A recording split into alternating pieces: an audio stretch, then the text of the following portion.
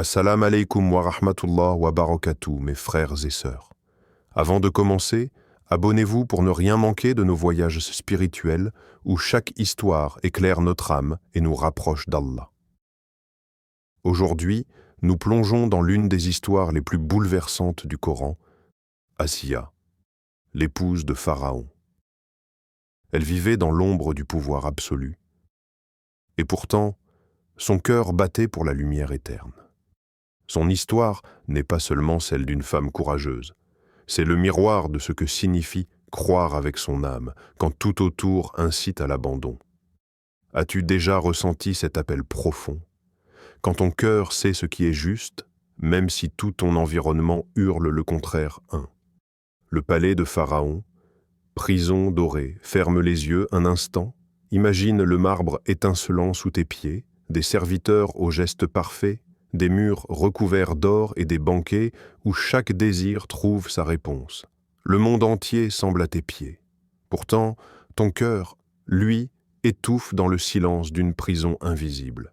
C'est dans ce labyrinthe d'illusions qu'Asiya avançait chaque jour. Reine respectée, épouse du plus puissant monarque de son temps, elle possédait tout ce que la vie pouvait promettre.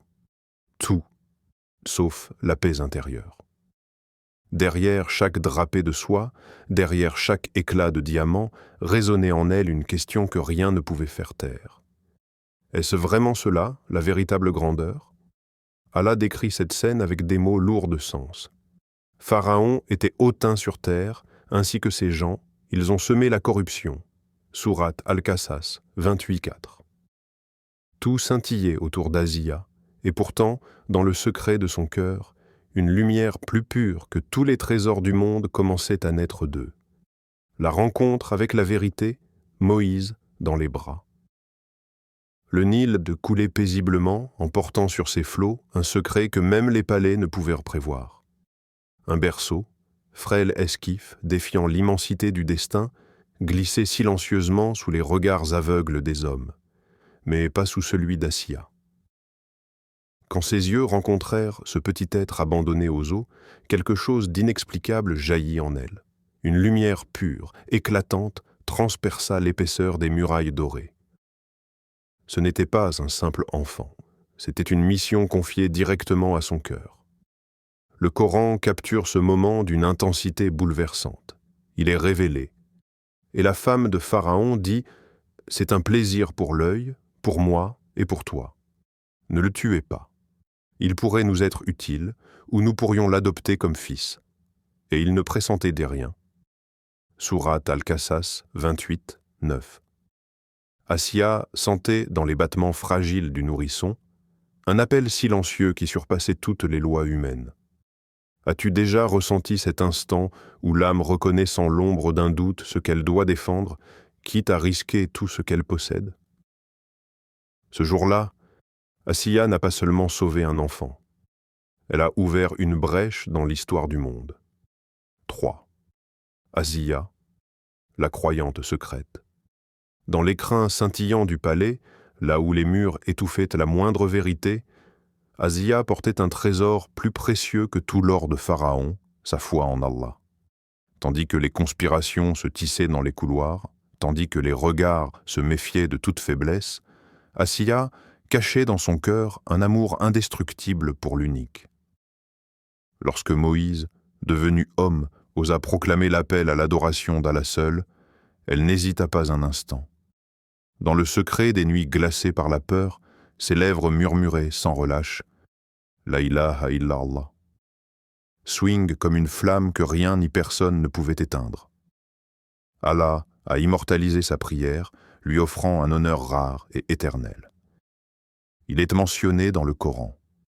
Et Allah a cité en exemple à ceux qui ont cru la femme de Pharaon quand elle dit « Seigneur, construis-moi auprès de toi une maison dans le paradis, et sauve-moi de Pharaon et de son œuvre, et sauve-moi des gens injustes. » Sourate At-Tarim 66:11.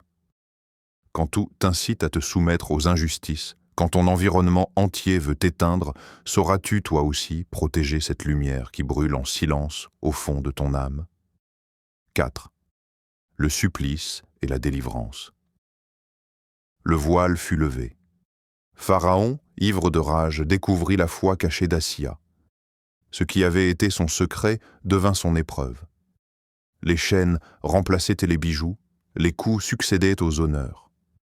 Chaque blessure, chaque cri arraché à son corps ne faisait que rapprocher son âme de celui qu'elle avait choisi. Tandis que la terre la broyait, le ciel s'ouvrait à elle.